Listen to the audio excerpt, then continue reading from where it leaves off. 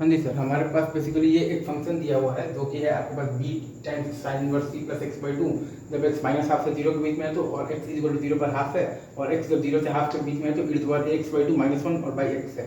दे रखा है कि ये फंक्शन x मतलब कि x इक्वल टू जीरो पर क्या है, तो डिफरेंशिएबल है। तो डिफरेंशिएबल है तो कंटिन्यूअस भी होगा, ठीक है सर।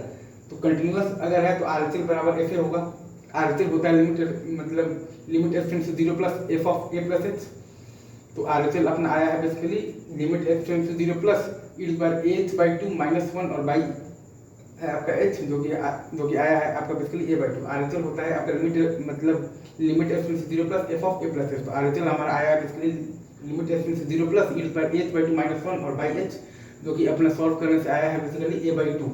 और आपके पास जो fa दिया हुआ है हाफ, तो a बाई टू बराबर वन बाई टू है, तो a बराबर आ गया है आपके पास वन, ठीक है। अच्छा, अब आप RHD लिखिएगा तो RHD होता है basically limit f tends to zero plus F A plus H minus F A और बाई एच, तो e पर h by two minus one और बाई एच माइनस हाफ और by H is equal to आया है आपका one by eight. Simple हम लोग एक्सपेंशंस लगा दिए हैं। और LHD लिखे हैं तो b times sine inverse c minus H by two minus half और बाई माइनस एच। इसमें हम लोगों ने लॉपिटल्स रूल लगा दिया है, लॉपिटल्स रूल लगा दिया है। और साइन इनवर्स x का डिफरेंशिएशन होता है one by under root of the one minus x square. L'Hopital's rule लगा दिया है। और साइन इनवर्स एक्स का डिफरेंशिएशन होता है basically one by root under of the one minus x square. तो वहां से अपने पास आ गया है b by two times under root of the one minus C square by four.